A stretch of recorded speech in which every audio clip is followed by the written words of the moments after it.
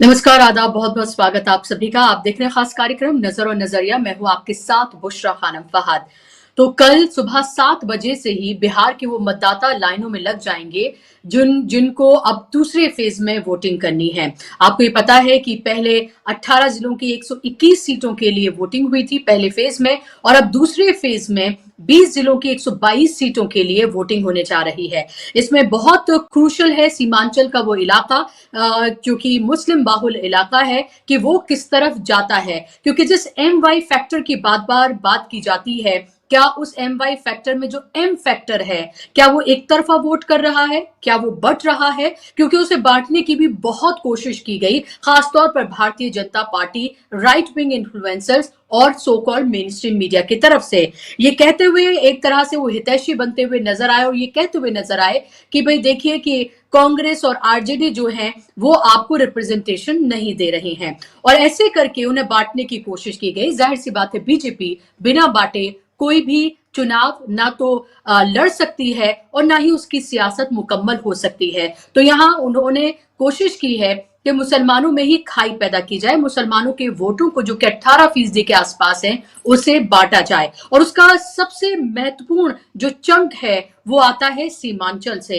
जहां पर असदुद्दीन ओवैसी ने अपनी पूरी ताकत लगाई हुई है, जहां पर जाहिर सी बात है आरजेडी और कांग्रेस का भी स्टेक है, जेडीयू भी है। तो क्या इस बार की स्ट्रैटेजी वो बना रहे हैं, ये देखना बहुत महत्वपूर्ण होगा। लेकिन इस सबसे पहले तेजस्वी यादव ने प्रेस कॉन्फ्रेंस की, और तेजस्वी यादव ने प्रेस कॉन्फ्रेंस करके बहुत गंभीर आरोप लगाए हैं। जहां उन्होंने अपनी जीत की दावेदारी की बात की है, तो वहीं ये भी उन्होंने कहा है कि देखिए देश के गृह मंत्री कैसे यहां पर डेरा डाले हुए हैं, कैसे उन्होंने बीजेपी शासित जो राज्य हैं उनके पुलिस बल, उनकी जो कंपनियां हैं 208 कंपनियां, उनको यहां पर लगाया है।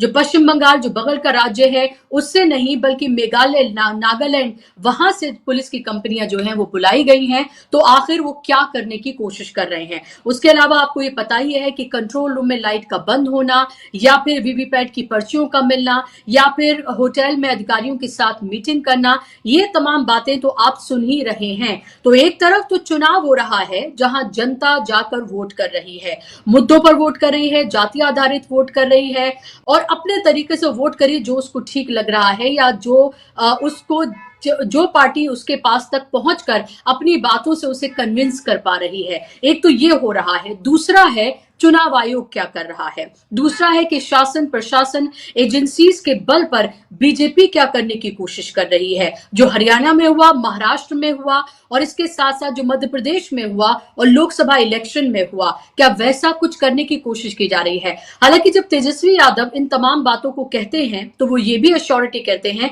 कि बिहार की जनता इसे बर्दाश्त नहीं करेगी और बिहार में ये सब कुछ मुमकिन नहीं है। लेकिन साथ साथ उन्होंने ये भी कहा है, और कांग्रेस ने भी ये कहा है, कि जो वोट डाले गए हैं, वोटिंग परसेंटेज जो आई है, उसमें 4 दिन बीत जाने के बाद भी अभी तक ये नहीं बताया गया है, इतने टेक्नोलॉजिकली हम लोग एडवांस हो गए हैं, कि कितने पुरुषों ने और कितने महिलाओं ने अब तक वोट किया है। आपको पता ही है कि वोटिंग परसेंटेज, महिलाओं ने कितना वोट किया, पुरुषों ने कितना वोट किया, इस सब का भी अलग खेल है चुनाव आयोग का, जो इससे पहले हुए चुनावों में हमें देखने के लिए मिलता रहा है। मैं आपको सुनवाना चाहूंगी कि इस तमाम मामले पर पवन खेड़ा ने क्या कुछ कहा है। पहले आप उनको सुनिए। अभी तक आंकड़ा नहीं आया कि कितनी महिलाओं ने वोट दिया, कितने पुरुषों ने वोट दिया। जब तकनीक में हम पिछड़े थे, हमारा देश जब तकनीक में पिछड़ा था, तब वोट शाम को आ जाता था चुनाव के दिन। अब तकनीक में हम बहुत आगे हैं, हम तो डिजिटल इंडिया है। उसके बाद भी 4 दिन के बाद चुनाव आयोग आंकड़े क्यों नहीं दे रहा, ये एक रहस्य है जिस पे पर्दा उठना चाहिए। और हम उम्मीद करते हैं कि आप लोग साथी जो हैं हमारे मीडिया के, वो इससे पर्दा हटाएं। बीजेपी कह रही है कि हार के डर से बौखलाहट। अरे हार का डर छोड़िए ना, लोकतंत्र को तो मत हराइए। हम तो जीत रहे हैं, हम जीत जाएंगे, हमें मालूम है बिहार नहीं इनको चोरी करने देगा। लेकिन चुनाव आयोग की पोल खुल रही है बिहार। कल सम्राट चौधरी पर उंगली छिपाने को लेकर के हाँ, वो बिल्कुल होना भी चाहिए। हमने प्रेस वार्ता भी की थी, ये खुलासा हमने किया भी था। तो बीजेपी और एनडीए के तो तमाम लोगों के ऊपर कई अभी फाइलें खुलनी हैं। सरकार बनने दीजिए, उसके बाद देखिए।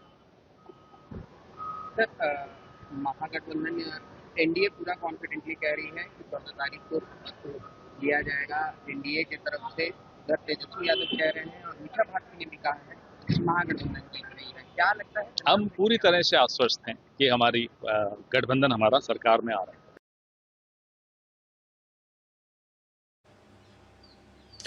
पवन खेड़ा एक तरफ शिकायत करें, दूसरी तरफ अश्योरिटी भी दे रहे हैं और दूसरी तरफ इस बात की भी यकीन दहानी करा रहे हैं वो कि उनकी सरकार बनने जा रही है और उसके बाद क्या कुछ होगा उसके बारे में भी वो बता रहे हैं। लेकिन तेजस्वी यादव ने सबको लेकर क्या कहा है? तेजस्वी यादव जिस तरह के इल्जाम लगा रहे हैं, जिस तरह की इल्जाम नहीं बल्कि वो प्रूफ के साथ बैठकर जो उन्होंने प्रेस कॉन्फ्रेंस की है, जिन बातों को उन्होंने सामने रखा है वो बेहद गंभीर है। सुनिए आप उन्होंने क्या कुछ कहा है।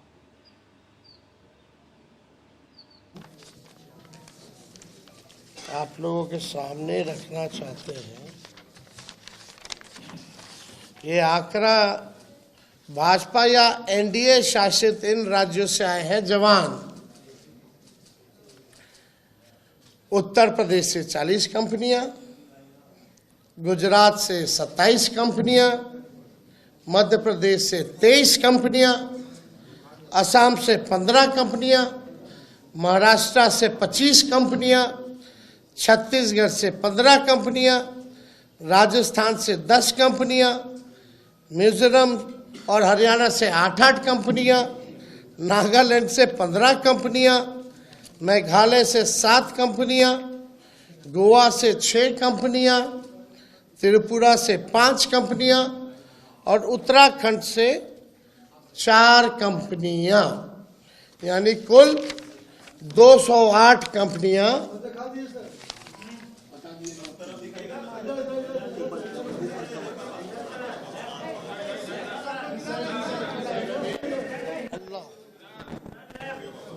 चलिए देखिए, यानी 208 कंपनियां भाजपा शासित राज्यों से उनकी पुलिस आई है। तो आप ये देख लीजिए तेजस्वी यादव किस तरह की यहाँ पर गंभीर बातें करते हुए नजर आ रहे हैं, क्योंकि जैसा मैंने कहा कि एक तरफ तो मुद्दों पर जो चुनाव लड़ा जा रहा है, वोटिंग कर रहे हैं, पार्टियां अपनी बातों को रख रही हैं, रैलियां कर रही हैं, ये सब कुछ हुआ, लेकिन उस सब के बीच ये जो दूसरा खेल चल रहा है, उस खेल का किसको नुकसान किसको फायदा होने जाएगा ये मुझे यहाँ बताने की जरूरत नहीं है। तेजस्वी यादव ने आज ये भी कहा कि उन्होंने जिले जिले जाकर सबसे ज्यादा रैलियां की हैं और उसका रिकॉर्ड उन्होंने बनाया है। 171 रैलियां की हैं, जहां प्रधानमंत्री ने 20 रैलियां की हैं, अमित शाह ने 38 रैलियां की हैं, वहीं तेजस्वी यादव ने 171 रैलियां की हैं, यानी कि हर एक शख्स तक पहुंचने की उन्होंने कोशिश की है, जो उन्होंने मेहनत की है। क्या 14 तारीख को उस मेहनत का सिला उनको मिलने जा रहा है या फिर बीजेपी कोई और तरह का खेल कर रही है? और क्या उस खेल का वाकई में वो इतना बड़ा खेल चुनाव आयोग के साथ मिलकर कर पा रही, जैसे विपक्ष इल्जाम लगा रहा है कि बिहार के चुनाव में एक बड़ा असर जो है वो उस तरह से हो जो जनता नहीं चाहती है, जो हमने इससे पहले हुए चुनावों में देखा है। ये बहुत गंभीर और अहम सवाल है। ये बिहार का चुनाव न सिर्फ बिहार के लिए महत्वपूर्ण है, बल्कि संविधान और लोकतंत्र को बचाने के साथ साथ ये इसलिए भी महत्वपूर्ण है कि बिहार के चुनाव से देश की सियासत भी डिसाइड होने जा रही है, केंद्र की सियासत भी डिसाइड होने जा रही है। इसीलिए वैसे भी साम दाम दंड भेद हर तरह की सियासत बीजेपी करती है, लेकिन इस बार जो बिहार का चुनाव है वो पिछले हुए तमाम बिहार के चुनाव से अलग नजर आ रहा है। आज इसी पर हम चर्चा करेंगे, इसी पर बात करेंगे। इस पर बात करने के लिए मेरे साथ खास मेहमान जुड़ गए। स्क्रीन पर आप मेहमानों को ले आइए ताकि चर्चा का हम आगाज करें। फिलहाल मेरे साथ फराज शकीब है, पॉलिटिकल एनालिस्ट हैं, बिहार से ही आते हैं और लगातार आप उनको हमारे चैनल पर भी देख ही रहे हैं और वो ग्राउंड से भी लगातार जो ग्राउंड रियलिटीज और रिपोर्ट्स हैं वो हम तक पहुंचा रहे हैं। मेरे साथ जुड़ गए हैं सिद्धार्थ जी भी, जो कि इंडिपेंडेंट एनालिस्ट हैं, और दोनों ही मेरे मेहमान जो हैं वो बिहार से आते हैं। आप दोनों का बहुत स्वागत, इस्तकबाल। फराज, शुरुआत में आपसे करना चाहूंगी, पिछले जो पहला फेज था और अब ये दूसरा फेज, इन दोनों में आप क्या मोटा फर्क देख रहे हैं? और ये जो जिसकी बात तेजस्वी यादव कर रहे हैं, जिसकी बात पवन खेड़ा कर रहे हैं, क्या इसका असर वाकई में आपको लग रहा है कि जमीन पर होने जा रहा है, या फिर ये तमाम खेल बिहार में मुमकिन नहीं है? दूसरे फेज कि वोटिंग से चंद घंटे पहले क्या हम इस पोजीशन या इस कंडीशन में हैं कि ये कह पाए कि बिहार किस तरफ जा रहा है? मैं हम लोग तो घूम रहे थे मैदान में, फील्ड में, ग्राउंड पे, लेकिन आज चाहे पवन खेड़ा ये बात कर रहे हो या कल राहुल गांधी ने अपनी रैली में भी ये बात कही है कि वोट चोरी करने की कोशिश हो रही है, और राहुल गांधी कई बार इस बात को कह चुके हैं। और आज तेजस्वी यादव की ये प्रेस कॉन्फ्रेंस, जिसमें तेजस्वी यादव ने बाकायदा डेटा के साथ बताया है कि 64% पुलिस ऑब्जर्वर जो है वो उन स्टेट से बुलाए गए हैं जो बीजेपी रूल्ड स्टेट है। और तेजस्वी यादव ने साथ साथ ये सवाल भी किया है कि आखिर बाहर से अगर कंपनियां बुलानी थी तो झारखंड से क्यों नहीं बुलाई गई या बंगाल से क्यों नहीं बुलाई गई, बीजेपी रूल्ड स्टेट से ही कंपनियां क्यों बुलाई गई। ये अपने आप में एक बड़ा सवाल है। और ये सवाल चुनाव, पहले फेज के चुनाव के 10 दिन 15 दिन, मेरे ख्याल से 15 दिन पहले भी ये उठा था, जब ये खबर आई थी कि गुजरात से पुलिस कंपनियां आने वाली है, यूपी से पुलिस कंपनियां आने वाली हैं चुनाव कराने के लिए। और हम लोग जब घूम रहे थे तो हम लोगों ने देखा भी उत्तर प्रदेश पुलिस की गाड़ियां घूम रही हैं बिहार में, तो तब ये समझ में आ रहा था कि कोई बड़ी प्लानिंग हो रही है। और उसके बाद ये खबर भी आई कि अमित शाह साहब 10-12 दिनों से पटना में डेरा डाल के बैठे हुए हैं, और जिस होटल में वो हैं, जिस होटल में उनका कयाम है, उस होटल के सीसीटीवी जो कैमरे हैं उनके ऊपर पेपर लगा दिया गया है। उनको एक तरह से हाइड कर दिया गया है कैमरों को, कि वो जो है वो विजुअल्स कवर ना कर पाए कि उनसे मिलने कौन लोग आ रहे हैं, अमित शाह साहब से मिलने कौन लोग आ रहे हैं, या होटल में किस प्रकार की गतिविधियां चल रही हैं, कौन अधिकारी आ रहा है, गुजरात से अधिकारी आए हैं कि मध्य प्रदेश से अधिकारी आए हैं, दिल्ली से अधिकारी आए हैं, वो तमाम लोग। और बार बार ये शिकायतें जो है विपक्ष, जो है मौजूदा विपक्ष, ये लगा रहा है ये आरोप। और उसके बाद हमने देखा कि खेतों में वीवीपैट की पर्चियां मिली हैं। मोहिउद्दीन नगर समस्तीपुर लोकसभा की एक विधानसभा है, वहां सीसीटीवी फुटेज में कुछ लोग ऐसे कैद किए गए हैं जो संदिग्ध रूप से ये स्ट्रांग रूम में घुसते हुए देखे गए हैं। और भी कई जगह से इस तरह की शिकायतें आई हैं। वोटर्स, जब हम लोग जिस दिन पोल हो रहा था, जब हम लोग उस दिन बूथ पर जा रहे थे, तो वहां SIR के इफेक्ट भी हम लोगों को देखने को मिले, कि जब लोगों ने कहा कि भाई हमारा नाम तो है लेकिन हमारे 3 भाइयों का नाम जो है इस SIR के बाद कट गया। और कई जगह पर, छपरा में तो बाकायदा 125-150 लोगों ने बाकायदा हंगामा किया बूथ के बाहर के उनका नाम कट गया, और वो वोट चोरी मुर्दाबाद के नारे लगाते रहे, लेकिन उसको मीडिया ने कवरेज नहीं दिया। लेकिन हम लोग चूंकि निकले ही थे इसी के लिए कि जो बातें मीडिया छुपाना चाहता है उन बातों को हम जनता तक लेकर के आए, DB लाइव के प्लेटफॉर्म से, और जो भी है हमारे पास सीमित संसाधन है उनसे। तो निश्चित रूप से देखिए, अब ये धारणा बन चुकी है। पहले फेज का जिस तरह से रुझान आया है, पहले फेज में जेडीयू ने 57 सीटों पर चुनाव लड़ा है, बीजेपी ने 48 सीटों पर चुनाव लड़ा है, आरजेडी 73 सीटों पर चुनाव लड़ रही थी। उसमें मैं आपको कुछ डेटा बता देता हूँ। देखिए, जनता दल यूनाइटेड और आरजेडी का मुकाबला 34 सीटों पर था, जहां जनता दल यूनाइटेड और आरजेडी आमने सामने थी। बीजेपी और आरजेडी 24 सीटों पर आमने सामने थी। कांग्रेस और जेडीयू 10 सीटों पर थी, बीजेपी और कांग्रेस 10 सीटों पर थी, और लोजपा और आरजेडी 10 सीटों पर थी।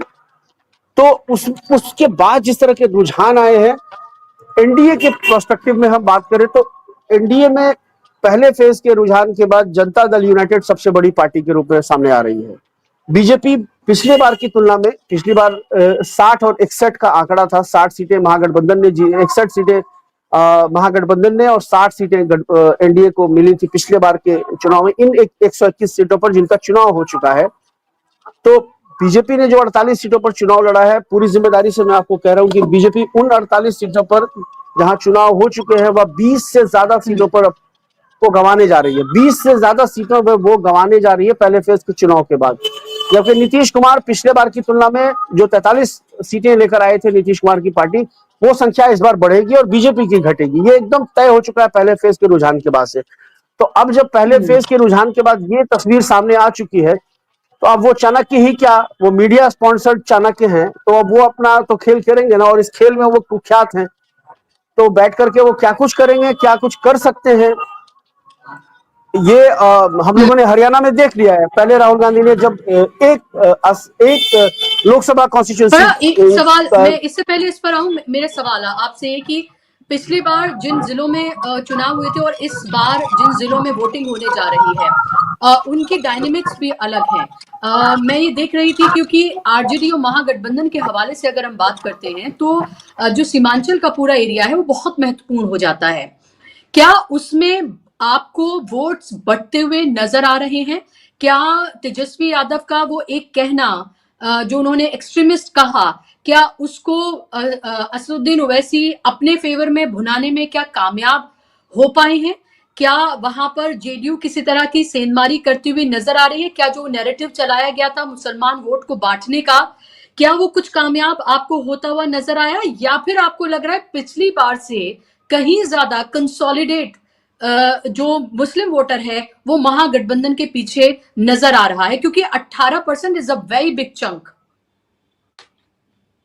में कोई शक नहीं है कि पिछली बार की तुलना में इस बार मुसलमान वोटों में बिखराव नहीं है, उस तरह से बिखराव नहीं होगा। और मैं पूरी जिम्मेदारी से कह रहा हूं आपको कि सीमांचल में इंटैक्ट है मुसलमान वोटर महागठबंधन के पीछे। सीमांचल की 24 में से कम 20 सीटों पर हम लोग गए हैं और उन 20 सीटों पर हम लोगों को यह समझ में आया कि मुसलमानों का वोट नहीं बढ़ रहा है, कतई नहीं बढ़ रहा है, एक आध दो सीटों पर छोड़ करके।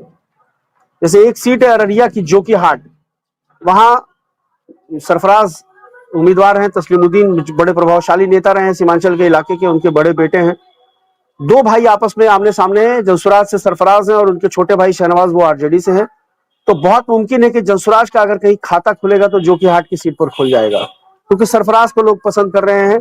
सरफराज के पक्ष में हम लोगों ने हवा देखी है। वहां पे लोगों का कहना था कि हम लोगों को जंसुराज से या प्रशांत किशोर से कोई मतलब नहीं है, सरफराज निर्दलीय भी चुनाव लड़ते तो हम लोग इनको वोट देते क्योंकि ये नेता अच्छे हैं। एक बस वहां पर, बाकी जगह इंटैक्ट है वोटर महागठबंधन के पक्ष में। और इस बार लोगों को अगर स्थानीय विधायक से नाराजगी भी है जो दो टर्म, एक टर्म, 3 टर्म पूरा कर चुके हैं, तो उनको ये कहना है कि इस बार हम लोगों को सरकार बदलनी है और हम लोग ऊपर देख रहे हैं, मतलब पटना देख रहे हैं हम लोग, तो पटना में तेजस्वी यादव को मुख्यमंत्री बनाना है। तो इसके लिए हम लोगों को, तो ये बड़ा हम लोगों का अपना ऑब्जर्वेशन ये है कि एक आध सीटें भी अगर ओवैसी साहब को पिछली जो उनकी जीती हुई 5 सीटें हैं उन पर अगर वही रिपीट हो जाए, उनमें से एक आध कोई रिपीट हो जाए तो ये बड़ी बात है, अदरवाइज उनका तो इस बार खाता भी नहीं खुलेगा।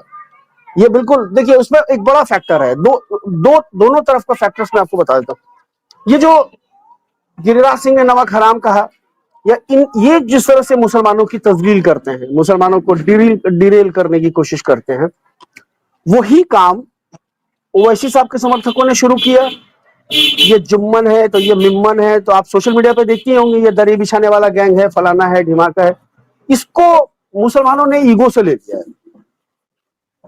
उनको ये लग रहा है कि एक आदमी कहीं बाहर से आकर के, जैसे एक बड़ा फैक्टर ये है कि जिस तरह से तेजस्वी यादव बार बार इस बात पर, आज भी उन्होंने इस बात को रिपीट किया है और इंसिस्ट किया है इस बात पर कि बिहार को ये लोग गुजरात का उपनिवेश बनाना चाहते हैं, है ना, ये 2 गुजराती आके बिहार को नहीं चलाएंगे। तो उसी तरह से ये लगता है यहाँ मुसलमानों के अंदर भी ये कि भाई कोई हमारा नेतृत्व हैदराबाद से आके नहीं करेगा। हमको अगर नेता पैदा करना, अपनी क़यादत खड़ी करनी है तो हम बिहार के किसी ऐसे सेकुलर फेस को सामने ला करके हम उसको प्रमोट करेंगे। और ये मुस्लिम मुख्यमंत्री वाला जो तेजस्वी यादव ने एक हिंट दे दिया है, तो अब्दुल बारी सिद्दीकी साहब को लेकर के लोगों को ये लगता है कि अगर मुस्लिम मुख्यमंत्री बनाया जाएगा और अगर वो आरजेडी कोटे से होता है तो अब्दुल बारी सिद्दीकी साहब को मुस्लिम मुख्यमंत्री, उप मुख्यमंत्री बनाया जा सकता है। अब्दुल बारी सिद्दीकी साहब बहुत वरिष्ठ नेता हैं आरजेडी के, वित्त मंत्री भी, अभी भी मौजूदा वित्त मंत्री हैं वो, मतलब तेजस्वी की सरकार में वो वित्त मंत्री थे। तो अच्छा पोर्टफोलियो, वित्त मंत्री भी कोई छोटा मोटा पोर्टफोलियो नहीं होता है, पूरे इसको मतलब आप उसको एक बड़ा संजीदा पोर्टफोलियो मान सकती हैं मंत्रालय कैबिनेट के हिसाब से। तो अब्दुल बारी सिद्दीकी साहब को उप मुख्यमंत्री बनाया जाएगा, ये भी सोच रहे हैं। और ओवैसी साहब को वोट दे करके या उनके 2 विधायक जिता करके वो हासिल नहीं होगा मुसलमानों को, वो नुमाइंदगी चाहते हैं और सरकार में हिस्सेदारी चाहते हैं। ये एक बड़ी बात है कि मेरा पार्टिसिपेशन गवर्नमेंट में होना चाहिए, गवर्नमेंट जो बन रही है, जो मुख्यमंत्री ओथ ले रहा है, उसमें मेरी कितनी हिस्सेदारी है, हमारा वोट, हमारा शेयर कितना है उसमें, वो एक ये लगता है। और देखिए इस बार थोड़ा सा राजनीतिक परिस्थितियां बदलेंगी। अगर तेजस्वी यादव उप मुख्यमंत्री बन जाते हैं तो फिर मुसलमानों का एक प्रेशर ग्रुप है जो निकल के सामने आएगा और आप देखेंगी कि जो वादे उन्होंने किए हैं उससे हट के आप मुसलमानों के अपलिफ्टमेंट के लिए क्या करेंगे, उस पर भी बात के पास जाऊं। जी बिल्कुल, इससे पहले मैं सिद्धार्थ जी के पास जाऊं, एक वन लास्ट क्वेश्चन और फिर मैं आपके पास दोबारा आऊंगी कि महिला वोटर इसकी बात बहुत ज्यादा की जा रही है और आप तमाम जगहों पर जहां कहीं भी डिस्कशन देखेंगे वो महिला वोटर की बात की जा रही है। एक तो ये, दूसरा कि नीतीश कुमार का एक तरह से ये कहने की कोशिश की जा रही है कि वो एक तरह का उनके लिए ये एक गुड बाय गिफ्ट है लोगों का उनके लिए, कि बीमार होकर भी उन्होंने रैलियां की हैं, ठीक ठाक रैलियां की हैं, अगर बहुत ज्यादा नहीं की हैं। तेजस्वी ने 171 की हैं, उनका मैं नंबर भूल रही हूँ, ठीक ठाक उन्होंने भी रैलियां की हैं। उसका कितना असर हुआ ये तो जी, आवाज खोले। रुद्र भाई आवाज खोल दीजिए भाई हमारी। 84 रैलियां की हैं, मैं कह रहा हूँ 84 ओके 84, ये ठीक कोई है, ये कम 84 नंबर रैलियां नहीं उन्होंने है। ये की। इस नहीं, जिस तरह से उनको पोर्ट्रे किया गया था कि वो एकदम बीमार है शारीरिक और मानसिक रूप से, उस स्थिति में अगर उन्होंने 84 रैलियां की हैं तो ये अपने आप में कम नहीं है। ये इसको आप एक अच्छा मतलब वो या मान सकती है, एक नंबर मान बिल्कुल। सकती अब है। मेरा सवाल लेकिन ये कि क्या हम ओवर सिंप्लीफाई करके महिला वोटर्स को देख रहे हैं कि वो जेडीयू को जा रहा है, या फिर महिला वोटर भी नहीं उसी नहीं, तरीके से जैसे पुरुष वोटर है बिल्कुल उसी तरीके से वो भी सेग्रीगेटेड है अपने इंटरेस्ट के साथ? दूसरा, क्या ऑब्वियसली ये भी ओवर सिंप्लीफाई करके देखा जा रहा है कि नीतीश कुमार का एक ये गुड बाय गिफ्ट है बिहार के लोगों, एक सिंपैथी वेव है, क्या इसको भी ओवर सिंप्लीफाई करके देखा जा रहा है, या आपको लग रहा है कि एलजेपीआर का जो एक फैक्टर पिछली बार था वो इस बार नहीं है, तो इसका फायदा उनको सीधे मिल रहा है और नाराजगी बीजेपी से है, उतनी जेडीयू से नहीं है? नहीं, देखिए आपका तीसरी जो बात आपकी है कि नाराजगी बीजेपी से है, जेडीयू से नहीं है उतनी, ये सही है, इसमें कोई शक नहीं है। लोग नीतीश से नाराज नहीं है अभी भी, ये तो उनका एक वो है कि नीतीश से लोग अभी भी नाराज नहीं है। गुस्सा बीजेपी से जरूर है, और गुस्सा है, नाराजगी भी नहीं, गुस्सा है बीजेपी से। और इस बात से ज्यादा गुस्सा है कि नीतीश को बार बार जो है कट टू साइज करने की कोशिश हो रही है, इसको लेकर के भी गुस्सा। और महिलाओं की बात हम जहां तक करते हैं, देखिए महिलाओं के लिए सामने भी वो तमाम मुद्दे हैं। महिलाओं को 10,000 रुपए नहीं चाहिए। महिलाओं के अगर प्रायोरिटी में अगर आप उनसे पूछेंगे तो वो कहेंगे कि हमको 10,000 रुपए नहीं चाहिए, मेरे बेटे को नौकरी चाहिए। ये बड़ा सवाल है। वो खुद के लिए 10,000 रुपए ना लेकर के अगर उसके बदले उनको ये श्योर किया जाए कि आपके बेटे को नौकरी मिलेगी, तो उसको वो ज्यादा प्रेफर करेंगी, है ना। और दूसरी बात ये कि पलायन का मुद्दा जो है, पलायन का मुद्दा भी कहीं ना कहीं वो माँ से जुड़ा हुआ है। आप इसको अलग करके नहीं देख सकते। एक महिला से जुड़ा हुआ है पलायन का दर्द। एक पत्नी झेलती है, एक माँ झेलती है, एक बेटी झेलती है जब उसके बाप मतलब उसके साथ नहीं होता है। पत्नी झेलती है जब सालों बाद उसकी शौहर से मुलाकात होती है। माँ को पीड़ा होती है जब सालों भर बाद वो अपने बेटे को देखती है। तो ये दंश तो महिलाओं से भी जुड़ा हुआ है। तो एक पलायन और रोजगार का मुद्दा जो तेजस्वी ने उठाया है, हर महिला को ये लगता है कि अगर नौकरी उसके बेटे को, उसके शौहर को, उसके भाई को, उसके बाप को यहाँ मिल जाएगी तो वो क्यों जाएगा बाहर। और इसको लेके जो तेजस्वी अश्योर कर रहे हैं, इसका एक बड़ा इम्पैक्ट है। वो 10,000 रुपए वन टाइम से बेटर है कि उनको एक परमानेंट अश्योर किया जाए उनके उसका कि आपको 10,000 की जरूरत नहीं पड़ेगी, हम आपको अस्थाई ठिकाना देंगे, इसी जगह देंगे, और यहाँ आपके बेटे को नौकरी मिलेगी, आपका शौहर, आपका भाई, आपका बेटा, आपका बाप आपके साथ होगा। ये ज्यादा मैटर करता है महिलाओं के लिए। और हम लोगों ने बात भी किया, बहुत सारी महिलाओं से हम लोगों ने बात किया है जमीन पर। तो ये है कि उनमें ऐसा कुछ भी नहीं है। ये मीडिया का बनाया हुआ परसेप्शन है कि एकदम महिलाएं एकदम नीतीश जी के लिए हैं। हाँ, ये जरूर है कि लोग ये जरूर चाहते हैं कि नीतीश जी का हाल शिंदे की तरह ना हो। उनको एक अगर विदाई भी दी जाए तो सम्मानजनक तरीके से दी जाए, इतना तो बिहार की जनता में अभी भी है।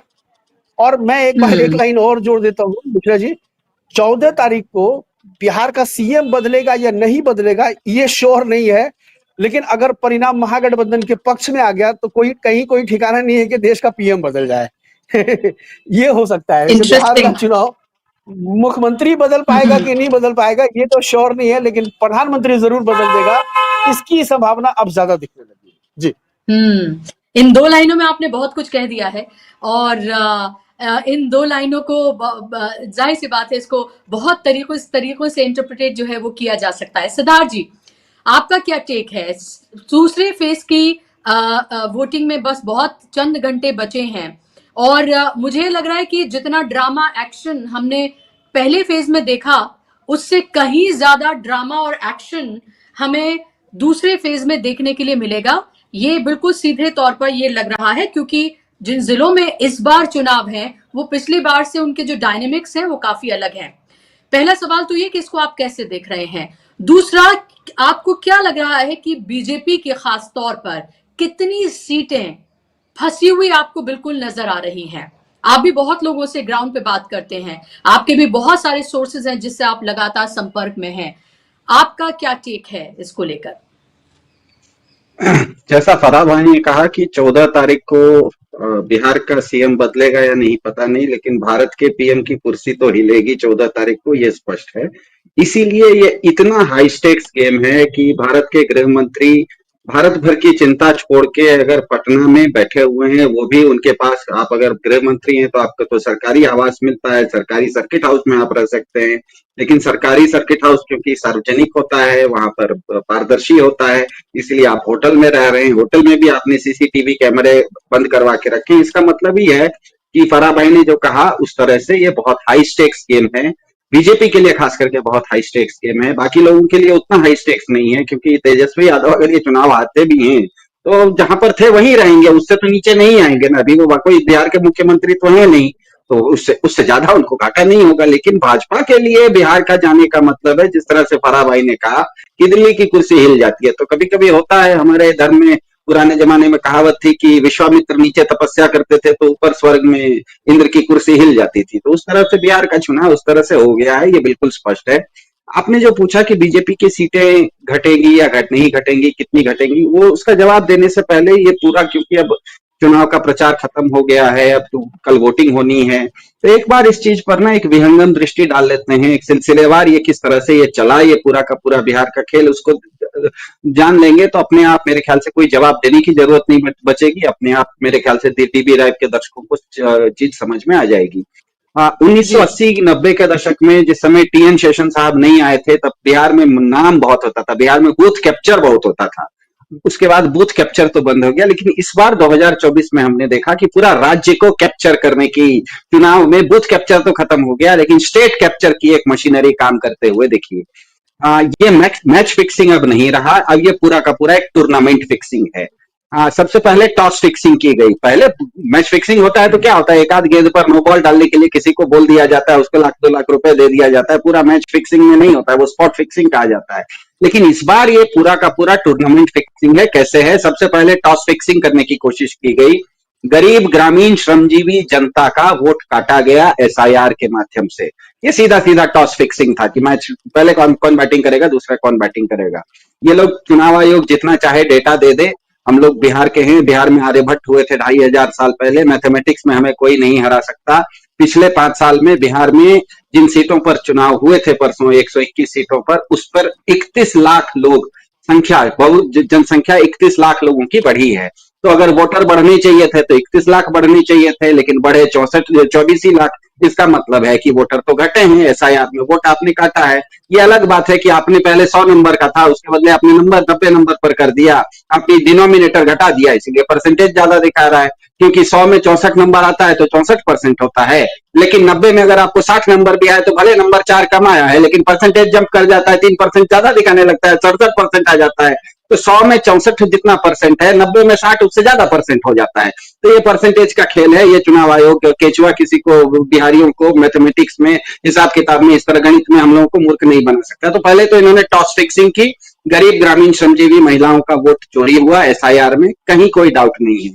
उसके बाद इनको पता लगा कि ये बस नहीं होगा, ये बस नहीं होगा, तो अगले मैच में, अगले स्टेज में इन्होंने प्लेयर फिक्सिंग की। प्लेयर फिक्सिंग कैसा है? कम से कम मेरे ख्याल से फराह साहब ने भी बता दिया, आपको भी पता है कि कम से कम बिहार में इस बार 2 पार्टियां ऐसी हैं जो कि पूरी ताकत से चुनाव लड़ रही हैं, जिनके बारे में कहा जाता है कि ये बीजेपी की बी टीम। कम से कम 2 पार्टियां पूरी ताकत से चुनाव लड़ रही। चुनाव बहुत पार्टियां लड़ती है, आप कितनी ताकत से लड़ते हैं, कितनी मजबूती से लड़ते हैं, वो भी एक होता है। कई पार्टियों के पास ऐसा होता है कि उनका एक संगठन है, उनको संगठन बचाने के लिए चुनाव लड़ना होता है। लेकिन यहां पर हमने देखा कि 2 ऐसी पार्टियां हैं कम से कम जो अपनी पूरा जोर लगा रही हैं बिहार में, चाहे छोटे जगह पर लगा रही हूँ, सीमांचल में या पूरे बिहार में लगा रही हूँ, और उनके बारे में कहा जा रहा है कि ये बीजेपी के बी टीम है। इसका मतलब इन्होंने प्लेयर फिक्सिंग किया। उसके बाद भी इनको लगा कि ये शायद मैच नहीं जीत रहे हैं। उसके बाद इन्होंने क्राउड फिक्सिंग किया। जो स्टेडियम में लोग आते हैं मैच देखने के लिए, वो भी ध्यान रखा कि मेरे ही टीम के लोग आ जाएं।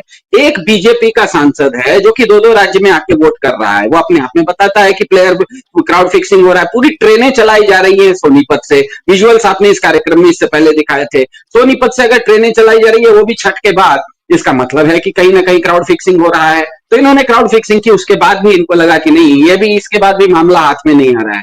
फिर इन्होंने अंपायर की फिक्सिंग की कि अंपायर को पटा के रखो। वीवीपैट की पर्चियां अगर सड़क पे मिल रही हैं, वो भी केचुआ की, अच्छा वीवीपैट की जो पर्ची होती है वो हमारी आपकी या किसी पार्टी की तो नहीं होती, वो तो वीवीपैट तो केचुआ की संपत्ति है। तो केचुआ की संपत्ति वीवीपैट तो सड़कों पर मिल रही है। केचुआ का ईवीएम जहां है वहां पर वीडियो बंद हो जा रहे हैं, वहां पर से गाड़ियां आना, गाड़ी घोड़ा चल रहा है, वहां पे संदिग्ध लोग घुस रहे हैं।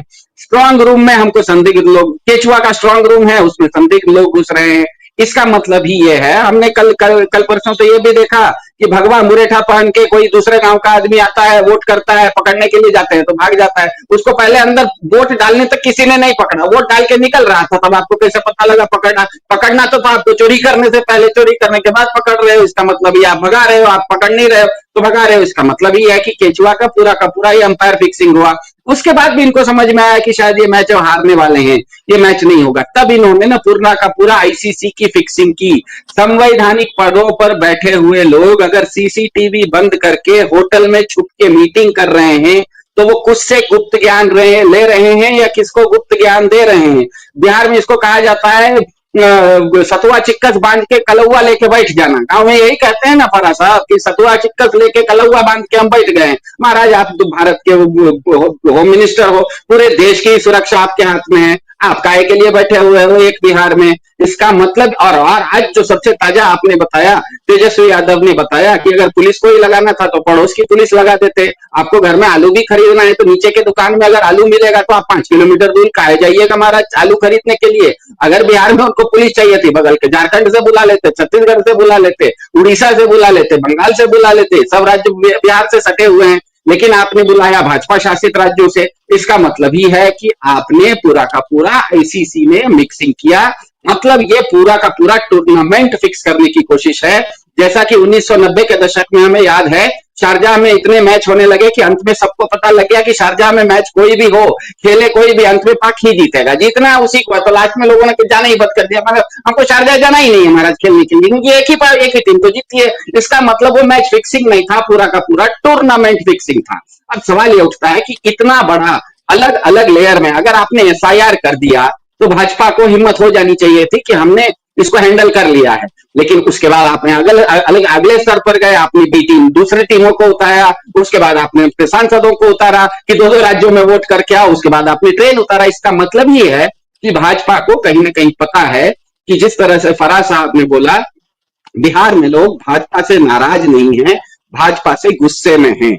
और जब व्यक्ति गुस्से में होता है, भाजपा को पता है कि वो कुछ भी कर रही है शायद वो कम पड़ेगा, क्योंकि ये सब चीजें, कोई एक चीज होती है तो एक चीज से सब कुछ बदल नहीं जाता। हमें पता है कई बार ऐसा भी होता है कि मैच फिक्सिंग करने की कोई मैच फिक्सिंग करने की कोशिश भी हो रहा है, कोई एक प्लेयर अगर है वो ईमानदार है और उस दिन वो खेलने के लिए उतर गया और अच्छे से खेल गया, तो कई बार ऐसा होता है कि एक प्लेयर ही मैच को पलट देता है। सभी हमने देखा है, मैच फिक्सिंग करते रहो, एक प्लेयर आएगा आपकी बात नहीं सुनेगा, वो अपना खेल के आपको जिता देगा। तो भाजपा को यह पता है कि बिहार की जनता काफी गुस्से में है, खास करके एसआईआर के मामले में। भाजपा ने तो ये कहा था कि हम दूसरों का कागज, तुम्हारा कागज दिखवाने वाले हैं। अब भाजपा ने तो ये कहा था ना कि हम तुम्हारा कागज दिखवाएंगे। यहाँ पर तो भाजपा ने बिहार के 5-6 करोड़ हिंदुओं को ही कह दिया कि तुम कागज दिखाओ, और एक नहीं 11-11 कागज दिखाओ। तो जो हिंदू ही है ना, वही भाजपा से नाराज है कि महाराज तुम तो दूसरे का कागज दिखवाने वाले थे, तुम तो हमारा 11-11 कागज दिखवा लिए। वो भी जिस समय बाढ़ थी उस समय दिखवाए, जिस समय हमारा मवेशी डूब रहा था उस समय दिखवाए, जिस समय हमको खुद दिखाने के लिए नहीं था उस समय तुम हमको दौड़वा रहे थे, बीएलओ और बीएलए करवा रहे थे। इसका मतलब लोगों को भाजपा के अंदर गुस्सा है, और ये गुस्सा स्वाभाविक है। गुस्सा भाजपा की बात नहीं है, सीधी सीधी बात है। बिहार में 2500 साल पहले दुनिया के सबसे पहले ग्राम गणतंत्र बने थे। गणतंत्र का मतलब होता है जहां पर व्यक्ति प्रमुख नहीं होता है, एक इकाई होती है जो गांव के लोग, वो सामूहिकता होती है। इसीलिए आप बिहार में देखिए बहुत ज्यादा क्षेत्रीय दल चुनाव लड़ते हैं। राष्ट्रीय दलों को, सारे राष्ट्रीय दलों को मिला लीजिए तो इनको 30% वोट नहीं आता है। ये डाटा बताता है। आप कितना भी चुनाव पीछे चाहे जाके देखते रहिए, आगे नहीं पीछे जाके देखते रहिए। बिहार में 10 में से 7 लोग क्षेत्रीय दलों को वोट करते हैं, चाहे वो इस पक्ष में हो या उस पक्ष में हो, क्योंकि बिहार में सबको पता है कि जो क्षेत्रीय दल है वो अपने हित को साधेंगे, वो कोई राष्ट्रीय दल के सामने सरेंडर करने के लिए नहीं बैठे हुए हैं। नीतीश कुमार को इसलिए पलटू राम कहा जाता है क्योंकि कभी वो बीजेपी के साथ भी थे, तो कभी वो कांग्रेस के साथ भी थे। सही बात नहीं है क्या? तो ये नीतीश कुमार का है पलटू राम है भाई। डीएमके इससे ज्यादा बड़ी पलटू राम है क्या? सच नहीं है कि डीएमके किसी जमाने में बीजेपी के वाजपेयी जी के साथ थी और आज नरेंद्र मोदी के खिलाफ है? तो पलटू राम जो है, ये कोई भी क्षेत्रीय दल होता है वो अपने हित को ध्यान में रखता है। वो किसी राष्ट्रीय दल के पार्टी का भला करने के लिए वो कोई सर्व सेवा संघ नहीं खोल के रखा है कि हम पार्टी चलाएंगे और आपको फायदा पहुंचाएंगे। तो क्षेत्रीय दलों का ये चुनाव है। बिहार में क्षेत्रीय दल हमेशा ताकतवर रहे हैं क्योंकि 2500 साल से बिहार में सत्ता के विकेंद्रीकरण का एक रूप डीएनए में है। बिहार के लोग सत्ता, अपनी ताकत किसी दूसरे के हाथ में नहीं देना चाहते हैं। वो गलती भी करेंगे तो अपने गांव में बैठ के गलती करने के लिए तैयार हैं। जी, एक सवाल फिर मैं आपके पास आ रही हूँ कि क्या हमें ये साफ दिख रहा है जो चुनाव का अगर हम एनालिसिस करें या कल के बाद इस स्थिति में ज्यादा बेहतर होंगे कहने के, कि क्या हमें कोई डेफिनेट एक चेहरा हमें मिल रहा है? क्या हमें ये पता चल रहा है कि यही होने जा रहा है किंग, या फिर किंग मेकर जो हैं उनकी भूमिका बहुत अहम होने जा रही है? और क्या किंग मेकर्स हैं या फिर किंग मेकर है कोई? मेरे ख्याल से बिहार के चुनाव का जिस दिन नतीजा आएगा उस दिन हम ये देखेंगे कि राष्ट्रीय दलों का वोट शेयर और सीट शेयर दोनों थोड़ा सा पिछले बार की तुलना में घटेगा और क्षेत्रीय दलों का वोट शेयर और सीट शेयर बढ़ेगा। अब किस क्षेत्रीय दल का बढ़ेगा? मान लीजिए आरजेडी का ज्यादा बढ़ गया, हो सकता है उसको किसी की जरूरत नहीं पड़े, जो गठबंधन है महागठबंधन उसको मिल जाए, या तो जेडीयू का सीट शेयर इतना बढ़ेगा, लेकिन जेडीयू का बढ़ते हुए भी बीजेपी का घटेगा। बीजेपी का क्यों घटेगा बताता हूं। आपने एक शुरुआत में सवाल किया था, बिहार में 36% ईबीसी वर्ग है। ईबीसी मतलब अत्यंत पिछड़ा वर्ग है। अब बीजेपी ने जब अपने टिकट दिए तो उसने 100 में 101 में से 49 टिकट तो दे दिए सवर्ण वर्गों को, जिनका प्रतिशत 10% है। इसका मतलब बीजेपी अपने पूरे बिहार के 7 करोड़ लोगों को बता रही है कि मैं सवर्ण लोगों की पार्टी हूं। बहुत अच्छी बात है, कोई गलत बात नहीं है। कोई पार्टी किसी को भी टिकट दे, उसकी इच्छा है। अब आप जब अपने आप को घोषित कर रहे हैं कि हम सवर्णों की पार्टी हैं, उसके बाद मोकामा में आपका समर्थित कैंडिडेट, सवर्ण कैंडिडेट, मोकामा जैसे जगह में एक विधानसभा क्षेत्र में एक अवर्ण की हत्या कर देता है और बीजेपी की ही पुलिस उसको अरेस्ट कर लेती है हत्या के जुर्म में। अब मुझे बताइए, पूरे बिहार में जो अत्यंत पिछड़ा वर्ग है उसको तो संदेश भाजपा ने यही दिया ना कि मेरा जो सवर्ण है वो अवर्णों के साथ बदतमीजी तो छोड़िए, हत्या भी करता है, और ये खुद मेरी पुलिस बोल रही है। तो मुझे वो, अब दूसरी बात है, बीजेपी अपनी तरफ से तो कोई अच्छा अवर्णों को टिकट नहीं दी है, उसने तो सवर्णों को टिकट दिया है। तो ज्यादा क्योंकि टिकट बीजेपी ने सवर्णों को दिया है और मोकामा में सवर्ण ने एक अवर्ण की हत्या की, ये कोई हम नहीं कह रहे हैं, आप नहीं कह रहे हैं, उनकी पुलिस कह रही है।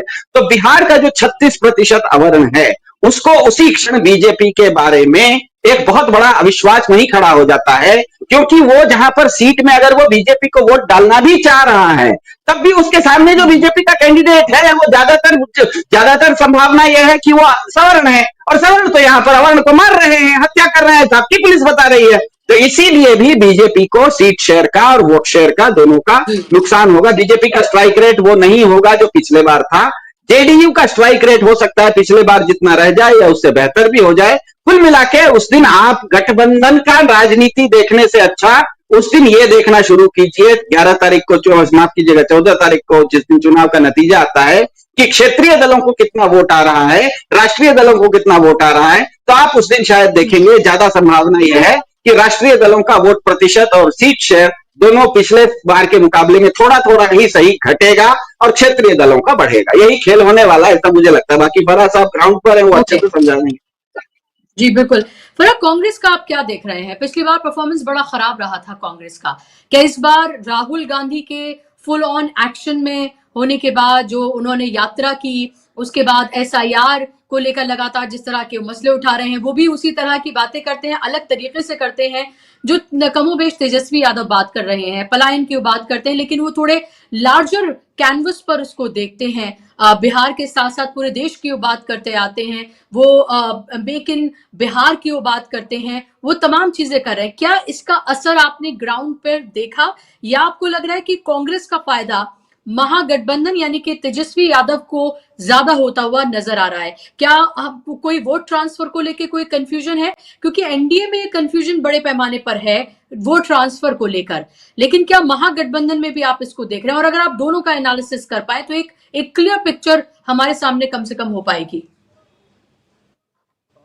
शपी, मैं हम लोगों ने जितनी विधानसभा सीटों को कवर किया उसमें अक्सर सीटों पर कांग्रेस के उम्मीदवार थे। आपने एक सवाल पूछा कि जैसे महागठबंधन में वोट ट्रांसफर का मामला या फिर एनडीए के प्रोस्पेक्टिव में जो वोट ट्रांसफर का मामला, एनडीए के प्रोस्पेक्टिव में वोट ट्रांसफर का मामला ये है कि एनडीए के में जदयू का जो ईबीसी लीडरशिप है वो खुद मैसेजिंग कर रही है अपने कम्युनिटी को कि बीजेपी और एलजेपी को वोट नहीं देना है, और उधर नारा चल रहा है कि तीर ही लालटेन है, लालटेन ही तीर है। ये तीर ही लालटेन है, लालटेन ही तीर है, ये नारा सवर्णों के बीच में नहीं है, ये पिछड़े वर्गों के बीच में है, जो नीतीश जी का कोर वोटर माना जाता है। कोरी, कुर्मी, धानुक, मंडल, तांती, ततवा, ये इस तरह से ये जो कम्युनिटीज हैं, ये उधर नारा चल रहा है और ये इसकी मैसेजिंग उनके खुद के साइड से ही हो रही है। ये नारा तेजस्वी ने नहीं दिया है, ये नारा खुद जेडीयू कैंप से निकाला गया है। और आप देखेंगे कि सीट शेयरिंग के बाद, ये जो सीट शेयरिंग के बाद जो नीतीश जी की नाराजगी सामने आई, वो उस सीट शेयरिंग में जो लोग इन्वॉल्व थे, संजय झा, लल्लन सिंह, ये लोग पिक्चर से गायब हो गए। अब नीतीश कुमार की जेडीयू नीतीश कुमार खुद चला रहे हैं, या फिर मनीष वर्मा को एक्टिव किया गया है अंदर से, रत्नेश सदा को एक्टिव किया गया है, विजेंद्र यादव को एक्टिव किया गया है, जो पिछड़ा अति पिछड़ा वर्ग है जेडीयू का। क्योंकि जेडीयू के वोटर्स की नाराजगी बढ़ रही थी, क्योंकि जेडीयू को डोमिनेट कर रहे थे संजय झा और लल्लन सिंह। उसके बाद ये नारा चला कि आप तीर ही लालटेन है का मतलब है जहां बीजेपी जदयू का उम्मीदवार जहां है वहां तो आप आक्रामक तरीके से जदयू के उम्मीदवार को वोट दीजिए, और जहां गैर जदयू उम्मीदवार है एनडीए गठबंधन में, वहां आप महागठबंधन की तरफ शिफ्ट हो जाइए।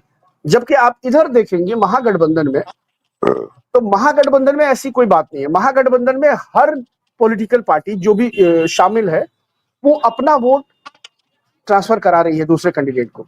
जैसे मिसाल के तौर पर ले लीजिए आईपी गुप्ता साहब को। आईपी गुप्ता साहब 3 सीट लड़ रहे हैं, एक खुद लड़ रहे हैं सहरसा में, एक लड़ रहे हैं वो जमालपुर में, हमारे जिले की दूसरी विधानसभा है हमारे जस्ट बाद में 4 किलोमीटर के बाद शुरू हो जाती है, और एक सीट है बिलदौर खगड़िया की। 3 जगह पर आईपी गुप्ता साहब लड़ रहे हैं, लेकिन उसका इंपैक्ट आपको बिहार में 243 सीटों पर मिल रहा है। जैसे मुंगेर में जो आईपी गुप्ता साहब की कम्युनिटी है, पिछला चुनाव उन्होंने बीजेपी को वोट किया था, लेकिन इस बार जो है जो चुनाव हुए, अभी जो हमारे यहाँ तो चुनाव हो गया 6 तारीख को, तो आईपी गुप्ता साहब की जो कम्युनिटी है, पान तांती ततवा समाज के जो लोग हैं, उन्होंने खुल करके आरजेडी को वोट दिया, आरजेडी के उम्मीदवार के पक्ष में मतदान किया। ये चीज, और आप देखिए तेजस्वी की सभाएं अगर आप 171 ले रही हैं, तेजस्वी आरजेडी तो लड़ रही है 143 सीटों पर, तो बाकी की जो 143 के इजाफी 171 को आप ये करेंगी तो कम से कम 25-30 सभाएं तो उन्होंने गैर आरजेडी उम्मीदवारों के लिए की ना। वो कांग्रेस के उम्मीदवार के लिए भी प्रचार में गए, वो वीआईपी के उम्मीदवार के लिए प्रचार में भी गए, वो माले के उम्मीदवार के प्रचार में भी गए। सेम यही चीज आप देखिए कांग्रेस की लीडरशिप है, इमरान प्रतापगढ़ी दीघा में दिव्या गौतम जो माले की उम्मीदवार है, उनके लिए भी उन्होंने प्रचार किया, वीआईपी के उम्मीदवार के लिए भी प्रचार किया, आरजेडी के उम्मीदवार के लिए भी प्रचार किया उन्होंने, कांग्रेस के उम्मीदवार के लिए प्रचार किया। तो ये एक सामंजस्य जो महागठबंधन में आपको दिख रहा है ना, ये आपको उधर नहीं दिख रहा है। एक बड़े मजे की बात आपको बता दो, आप दोनों लोगों को बहुत हंसी आएगी। मैं एक विधानसभा में बैठा था, अच्छा हम लोगों ने जो अभी ग्राउंड पे जो रिपोर्टिंग की है वो ऑन कैमरा से ज्यादा ऑफ कैमरा लोगों से बात किया है। ऑन कैमरा लोग बोलने में डरते हैं, उनको लगता है, जो खास की जो मार्जिनलाइज कम्युनिटी है वो थोड़ा डरता है, भाई वीडियो वायरल होगी, हमारे साथ कुछ हो जाएगा। लेकिन ऑफ कैमरा वो एकदम खुल के आपके साथ बात कर सकते हैं, बशर्ते कि आप उनके साथ खुल मिल जाएं। अगर वो चाय की दुकानों पे लकड़ी के बेंच पे बैठे हैं तो आप भी जाके वही लकड़ी के बेंच पे बैठ जाइए और उनसे बात कीजिए, एकदम खुल के आपसे बात करेंगे। तो हम लोगों ने ये किया। तो हमारे सामने एक विधानसभा है, मैं उस विधानसभा का नाम आपको रिजल्ट के बाद बताऊंगा। जुलूस जा रहा था जनता दल यूनाइटेड का, लड़के सब एक एक बाइक पे 3-3 लड़के जदयू का झंडा लहराते, नीतीश कुमार जिंदाबाद के नारे लगा रहे। 10 मिनट के बाद देखा कि वही सारे लड़के आ रहे वापिस, झुंड का झुंड उन लड़कों का बाइक के साथ चला रहे और किसी के हाथ में झंडा नहीं है। तो मैंने वहां मकामी लोगों से पूछा, मैंने कहा कि अभी ये तो अभी गए थे जदयू के जुलूस में, ये सब लौट के फिर किधर जा रहे हैं और झंडा भी अभी इनके हाथ में नहीं। और वहां होनी थी इमरान प्रतापगढ़ी की सभा, कह रहे अरे वो तो ऐसे ही दिखाने के लिए गए थे, अभी सब जा रहे हैं इमरान प्रतापगढ़ी को सुनने के लिए और वोट तो कांग्रेस को ही देंगे। तो ये एक मजे की बात है कि जनता दल यूनाइटेड के भीड़ में लोग दिख रहे हैं, लेकिन वो जा रहे हैं कांग्रेस को इमरान को सुनने के लिए, और वो इमरान मतलब कांग्रेस को वोट देने का उन्होंने मन बनाया हुआ है। तो ये चीजें भी चल रही हैं और ऐसी बात नहीं है कांग्रेस का वोट लेफ्ट को जो कैसे है देख तो रहे हैं आप? लेफ्ट ने पिछली बार बड़ा अच्छा लेफ्ट अच्छा परफॉर्म परफॉर्मेंस करेगी किया था। अभी इस बार लेफ्ट का पिछली कैसे बार की देख रहे तुलना हैं? से बिल्कुल अच्छा परफॉर्म रहेगा लेफ्ट का। लेफ्ट पिछली बार भी 19 सीटें लड़के 12 जीतने में कामयाब हुई थी और अभी भी मतलब मैं सिर्फ सीपीआईएमएल की बात कर रहा हूँ, अभी भी सीपीआईएमएल 20 सीटों पर चुनाव लड़ रही है और उसमें कम से कम वो 15 से 17 सीटें जीत के आएगी। लेफ्ट का बहुत अच्छा परफॉर्मेंस है क्योंकि उनके कैडर्स बहुत स्ट्रांग हैं और वो जमीन पर मतलब उनको कोई वीआईपी ट्रीटमेंट नहीं चाहिए, उनको गाड़ी नहीं चाहिए कि वो जो कैंडिडेट है वो उनको स्कॉर्पियो अवेलेबल कराए तभी वो निकलेंगे, वो बाइक से ही निकल जाते हैं। वो चूड़ा और सत्तू अपना उन्होंने बैग में रखा और वो निकल गए, वो पूरे दिन घूमेंगे। तो ये उनके जो कैडर्स हैं वो बहुत मेहनत करते हैं, इसका रिजल्ट उनको मिलेगा। और चूंकि वो मुद्दों से जुड़े हुए और लेफ्ट के वोटर्स के साथ क्या है ना कि लेफ्ट का वोटर कोई कास्ट एंड कम्युनिटी में बंधा हुआ नहीं है। जैसे आरजेडी के बारे में भाई उनका एक माई समीकरण है, नीतीश जी का एक ईबीसी समीकरण है, कुशवाहा जी का एक कुशवाहा वोट चंक है। लेफ्ट के वोटर्स ऐसे नहीं होते, लेफ्ट का वोटर सवर्ण भी होता है, लेफ्ट का वोटर महादलित भी मिल जाएगा आपको, लेफ्ट का वोटर दलित भी मिल जाएगा, वो आइडियोलॉजी से बंधा होता है। वो हिंदू भी होगा, मुसलमान भी होगा, अगड़ा भी होगा, पिछड़ा भी होगा, सब होगा। तो एक उसका वोट चंक जो है वो उसको आप कास्ट एंड कम्युनिटी में लिमिटेड नहीं कर सकती है। तो इसलिए वो जो आइडियोलॉजी से और जो किसी भी तरह की एग्रेसिव पॉलिटिक्स के खिलाफ हैं, चाहे वो ओवैसी की पॉलिटिक्स हो या बीजेपी की पॉलिटिक्स हो, वो इंटैक्ट होकर माले को वोट करनी है। मैं सिद्धार्थ जी आपके पास आऊं, लेकिन एक सवाल और मेरा जो मैंने सिद्धार्थ जी से भी पूछा था कि अब आप फराज से मेरा सवाल है, फिर मैं सिद्धार्थ जी आपके पास आ रही हूँ कि ये किंग मेकर्स हम देखेंगे या किंग मेकर देखेंगे या एक डेफिनेट किंग देखेंगे? किंग का वर्ड आई डोंट यूज क्योंकि ये एक डेमोक्रेसी है और डेमोक्रेसी में हमें ये इस लफ्ज का इस्तेमाल नहीं करना चाहिए, लेकिन किंग से मेरा सीधा क्योंकि वो शब्दों का इस्तेमाल उसी तरह से होता है, फ्रेज का इस्तेमाल उसी तरह से होता है, लेकिन क्या हम एक चेहरा जो है वो देखेंगे कि ये जो चेहरा बनाया गया था वो जीतता हुआ या वो समीकरण या वो तमाम चीजें करता हुआ नजर आ रहा है, या आपको लग रहा है कि जितना खेल हम चुनाव से पहले देख रहे हैं उससे ज्यादा खेल चुनाव के बाद, रिजल्ट के बाद होना है? देखिए इसमें कोई किंग मेकर बन के सामने नहीं आएगा। इस चुनाव में दो पक्ष है, या तो एनडीए है या महागठबंधन है, और जो क्षेत्रीय दल इसके अलावा लड़ रहे हैं, है ना, उनको कोई पूछ भी रहा है। जनसुराज को मैंने कहा कि खाता भी खुल जाए तो बड़ी बात होगी, एमआईएम का खाता भी खुल जाए तो बहुत बड़ी बात होगी। कोई ऐसा नहीं होगा कि 5 सीट जीत करके आ जाएगा तो वो सपोर्ट करेगा तो सरकार बनेगी, ऐसा कुछ भी नहीं होगा। या तो एब्सोल्यूट मैंडेट एनडीए को ये जो मिलेगा। बात आप बोले खाता नहीं खुलेगा, एक तो एक खाता नहीं खुल रहा, लेकिन कितना डेंट लग रहा है ये भी तो इम्पोर्टेंट है। हाँ, डेंट ये लग रहा है, मैं इसको भी बताता हूँ। जनसुराज के जो उम्मीदवार हैं वो ज्यादा से ज्यादा डेंट एनडीए को लगा रहे हैं, और यही वजह है कि मैं आज की भी बात आपको बता रहा हूँ। कल जब मैं लौट रहा था, घर को लौट रहा था, तो मेरी बात मोतिहारी हुई। मोतिहारी में कल वोटिंग है, तो मुझे पता चला कि मोतिहारी में बीजेपी का उम्मीदवार है प्रमोद कुमार जो मौजूदा विधायक हैं, और वहां से आरजेडी देवग के उम्मीदवार हैं देवक गुप्ता। तो उसके बाद एक भूमियार समाज के उम्मीदवार खड़े हो गए हैं, दिव्यांशु भारद्वाज, जो थोड़ा प्रभावशाली है। उसके बाद एक जनसुराज से भी उम्मीदवार हैं। इन दोनों को बैठाने की बात हो रही है, और ललन सिंह और राधा मोहन सिंह मोहल्ले मोहल्ले मीटिंग कर रहे हैं, सवर्णों के मोहल्ले मोहल्ले में जा रहे हैं। कोई बैंक्वेट हॉल में मीटिंग नहीं हो रही, कोई रैली सभा नहीं हो रही है, वो मोहल्ले में गलियों में जाके बैठ रहे हैं और कह रहे हैं कि आप लोग दबाव बना करके उसको बैठाइए, जनसुराज वाले को भी, और ये जो निर्दलीय प्रत्याशी है दिव्यांशु भारद्वाज, इसको भी आप बैठाइए। हमने देखा है तारापुर में, तारापुर की सीट पर सकलदेव बिंद ने पहले समर्थन दिया, फिर उसके बाद जनसुराज वाले पर प्रेशर बनाया गया, तो जनसुराज वाले ने भी कह दिया हम बैठेंगे तो नहीं, लेकिन सम्राट जी मेरे रिश्तेदार है, उन्होंने एक इशारा दे दिया कि आप सम्राट जी को वोट दे दीजिए। चुनाव 6 तारीख को फर्स्ट फेज की वोटिंग थी, 5 तारीख को बहुजन समाज पार्टी के जो उम्मीदवार थे उनको बैठाया गया। हमारी विधानसभा जो मुंगेर की विधानसभा है, यहाँ बीजेपी के समर्थन में जनसुराज के उम्मीदवार ने 5 तारीख को प्रेस कॉन्फ्रेंस किया और बैठ गया, जनसुराज के उम्मीदवार को बैठाया गया। तो ये खेल इस फेज में भी चला है। अभी ये शाम रात तक और तस्वीर साफ हो जाएगी कि कहाँ कौन बैठा है और बैठाया गया। तो इसकी कोशिश चल रही है एनडीए की तरफ से, क्योंकि एनडीए को ये समझ में आ रहा है जो खेल खेलने के लिए आए थे पीके, उस खेल का रिवर्स वो हो गया है, उल्टा असर हो गया है ना। कभी कभी आदमी को लग जाता है कि ये इधर मतलब चूक जाता है निशाना और वो बैकफायर कर जाता है, तो ये बैकफायर कर गया पीके वाला स्टंट इनको। तो इसलिए मैं कह रहा हूँ कि उनके उम्मीदवारों की कहीं कोई चर्चा भी नहीं है। बहुत होगा तो 1500-1000 एक उम्मीदवार लेकर के आएगा। हाँ, लेकिन ये है कि उसका नुकसान जो है वो ज्यादा आप एनडीए को देखें। महागठबंधन, क्योंकि महागठबंधन का वोटर इतना स्ट्रांग है। और ये वजह है कि देखिए पिछले 1952 के बाद से लेकर आज तक बिहार में इतना प्रतिशत वोट कभी भी नहीं हुआ था। 65% क्रॉस कर चुका है वोटिंग परसेंटेज, 65+। तो ये जो वोट आप देख रही हैं इतना बढ़ा हुआ, ये वोट जो है नरेंद्र मोदी के आक्रामक पॉलिटिकल हिंदुत्व का नहीं है, ये घुसपैठिए वाला वोट नहीं है, ये इंडिया वो पाकिस्तान में पटाखे छूटने वाला वोट नहीं है, ये बुलडोजर चला देंगे वाला वोट नहीं है। ये वोट है मंडलवाद का वोट है, ये सामाजिक न्याय का वोट है, ये युवाओं की आशा का वोट है, ये महिलाओं की निराशा का वोट परसेंटेज बढ़ा हुआ है।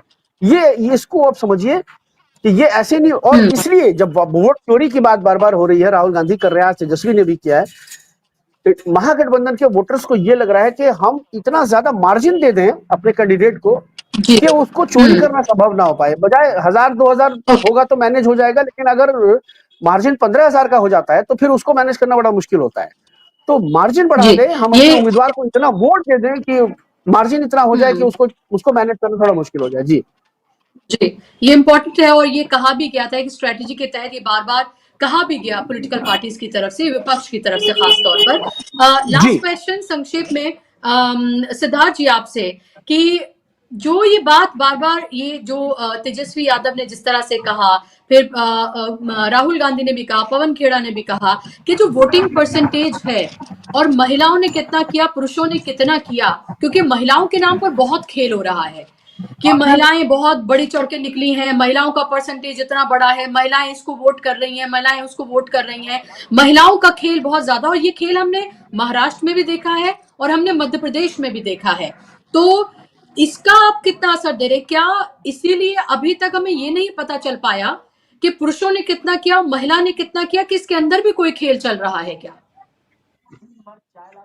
देखिए, ये तो खैर केंचुआ को बताना पड़ेगा, क्योंकि संख्या उनके पास है, वो नहीं बता रहे हैं, इसका मतलब कहीं ना कहीं वो कुछ छुपाना चाह रहे हैं। लेकिन आपका ये सवाल सही है कि महिला वोट किस तरफ शिफ्ट करने वाला है। क्या महिला वोट अपने आप में एक डेमोग्राफी है? तो एक कोई भी महिला होती है, मेरे ख्याल से मैंने जितना महिलाओं को समझा है, वो बरसती ज्यादा है, गरजती कम है। महिलाएं बहुत संवेदनशील होती हैं, उनको पता होता है कब क्या करना है, क्योंकि पुरुष ज्यादा होता है, एग्रेसिव होता है, पुरुष ज्यादा आक्रामक होता है, अलग अलग तरह की भाषाओं का इस्तेमाल करता है। इसीलिए आप जेल में भी जाके देखिए तो ज्यादा पुरुष होते हैं, महिलाएं कम होती है, अपराध भी पुरुष करते हैं। तो महिलाओं के साथ ज्यादा, क्योंकि वो संवेदनशील होती हैं, वो कुछ भी काम करती हैं तो सोच समझ के करती हैं, वो गरजती भले कम है, बरसती ज्यादा है। और महिलाएं जानती हैं कि सीधा सीधा बात है कि महिलाएं जब कोई भी चुनाव होता है, तो ऐसा तो नहीं है, आजकल चुनाव में इतनी धांधली होती है कि अगर आप कहिए कि कोई आके वोटर को किसी तरह का ब्राइब दे रहा था, वोटर को घूस दे रहा था, चाहे वो साड़ी का घूस दे, चाहे बिरयानी का घूस दे, कुछ भी दे या पैसा दे, तो ऐसा थोड़ा है कि एक ही पार्टी देती है, दूसरा कैंडिडेट भी तो आके देता है। तो आज वोटर इतना समझदार है कि जो भी उसको आके कुछ देता है, वो मुफ्त में, उसके घर में लक्ष्मी आ रही है, वो ले लेता है। लेकिन इसकी लेता दोनों से है, लेकिन वोट तो एक ही को देगा ना। ऐसा तो नहीं है कि ईवीएम में 2 बटन दबा के आएगा, आधा आधा बटन तो नहीं दबाएगा। तो मेरे ख्याल से महिलाएं बहुत समझदार हैं, और जिस तरह से फराज साहब ने कहा, उनको अगर कोई 10,000 रुपए दे रहे हैं, नीतीश कुमार दे या मोदी दे, उनके घर पास आ रहा है तो वो छोड़ेंगी नहीं, उसको ले लेंगी। लेकिन उनको ये भी पता है कि समस्या 10,000 से समाधान नहीं होने वाला है। समस्या का समाधान तब होगा जब उनका भाई, उनका बेटा, उनका पति, जो आज कोई गुजरात में, कोई तिरुपुर में, कोई बेंगलोर में और कोई पंजाब में काम कर रहा है, और वो धक्के खाके ट्रेनों से साल में एक बार आ रहा है, कई बार तो वो आ भी नहीं पाता है, वो अगर यहाँ रहे तो ज्यादा अच्छा है। तो महिलाएं मेरे ख्याल से बहुत समझदार वोटर वर्ग है। उनको अगर कोई 10,000 देगा तो वो क्यों नहीं लेगी। लेकिन इसका मतलब ये थोड़ा है कि 10,000 दे दिया तो उसी को वोट देना है, क्योंकि दूसरा भी तो कुछ दे रहा है, उससे जो दोनों से जो फायदा है वो ले लेंगे।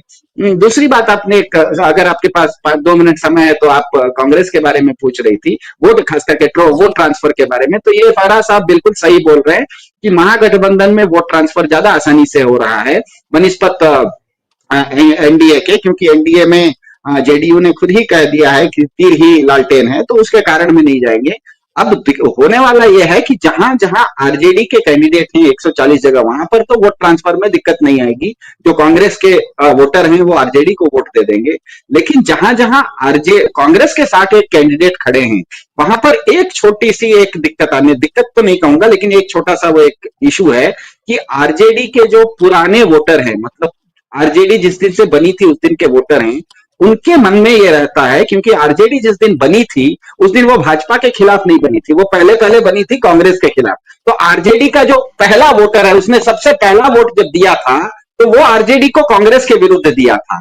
अब क्योंकि उसमें से कुछ एक हिस्सा ऐसा है जो कि अभी भी आरजेडी का पुराना है, वो कांग्रेस को देगा या क्योंकि उसके सामने आरजेडी का कैंडिडेट नहीं है दूसरे को देगा, ऐसे में ये महत्वपूर्ण हो जाता है कि उन सीटों पर जहां पर कांग्रेस लड़ रही है। दूसरी बात ध्यान में रखना है, आरजेडी वहां पर बिहार में बड़ी पार्टी है, तो मजबूत सीटों पर तो आरजेडी ही लड़ रही है। कांग्रेस के अपनी मजबूत सीटों पर नहीं लड़ रही है। जो सबसे मजबूत सीटें हैं उस पर आरजेडी लड़ रही है। जो कम मजबूत सीटें हैं उस पर कांग्रेस लड़ रही है, आरजेडी नंबर 1 पर है। तो मेरे ख्याल से कांग्रेस के लिए ये एक बहुत बड़ा चैलेंज है कि अगड़ा वर्ग का भी कुछ वोट कांग्रेस तोड़ी हो। तो अगर राहुल गांधी की जो यात्रा हुई थी, वोट चोरी की बिहार में यात्रा हुई थी, उसमें से इन्होंने अगड़ा वर्ग का भी थोड़ा बहुत वोट काटा होगा कांग्रेस का, तब तो कांग्रेस की 60 सीटों में अगड़े वर्ग के भी कुछ लोग, क्योंकि ध्यान में रखिएगा कांग्रेस का जो पुराना वोटर है 60 साल की उम्र का, 70 साल की उम्र का, वो उस समय से कांग्रेस को वोट कर रहा है जिस समय इस देश में विपक्ष हुआ ही नहीं करता था। बीजेपी भी नहीं हुई करती थी, आरजेडी भी नहीं हुआ करता था, केवल और कांग्रेस ही थी। तो वो कांग्रेस का पुराना वोटर है, वो इस बीच में कांग्रेस को छोड़ा है। वो लोग क्या, लेकिन वो लोग सवर्ण वर्ग के हैं, तो सवर्ण वर्ग का कुछ वोट परसेंटेज अगर कांग्रेस तोड़ पाई होगी तब तो अपनी सीटों में वो अच्छा करेगी, क्योंकि कांग्रेस जहां जहां लड़ रही है ज्यादातर उसकी लड़ाई सीधे सीधे भाजपा के साथ है। भाजपा का वोटर सवर्ण वोटर है, तो सवर्ण वोट में जब तक सेंध बीजेपी ने कांग्रेस नहीं लगाएगी तब तक उसका स्ट्राइक रेट आरजेडी जितना नहीं होगा। फिर भी क्योंकि वोट ट्रांसफर हो रहा है महागठबंधन में, इसीलिए कांग्रेस की भी स्थिति पिछले चुनाव से बेहतर होगी, ऐसा मेरा मानना है। जी बिल्कुल। ये जाहिर सी बात है कि ये तमाम जो समीकरण हैं और जितनी भी चीजें जो हमें फिलहाल नजर आ रही हैं, ये 14 तारीख को किस तरह से और क्या साबित होती हैं, क्योंकि आजकल जिस तरह की वोट चोरी और जो सब कुछ हो रहा है उसमें बहुत सारे इफ्स एंड बट्स लग गए हैं, और जो दिखता है, जो हो रहा है और फिर जो होता है फाइनल, उसमें हमें सीधे तौर पर फर्क नजर आता है। तो ये तो हम वो एनालिसिस कर रहे हैं जो जमीन से सच्चाई, जो हकीकत हमें सामने पता चल रही है। इसके अलावा जो खेल हो रहा है उसकी तो जाहिर सी बात है, ना तो फराह, ना ही सिद्धार्थ और ना ही मैं, हम तीनों में से कोई भी गारंटी इसकी नहीं ले सकता है। बहुत बहुत शुक्रिया आप दोनों मेहमानों का कार्यक्रम का हिस्सा बनने के लिए, और बहुत बहुत शुक्रिया आपका समय देने के लिए, और शुक्रिया और धन्यवाद आप तमाम दर्शकों का भी कार्यक्रम का हिस्सा बनने के लिए। 7 बजे जुड़े राजीव जी के साथ न्यूज पॉइंट में। मुझे दीजिए इजाजत, नमस्कार।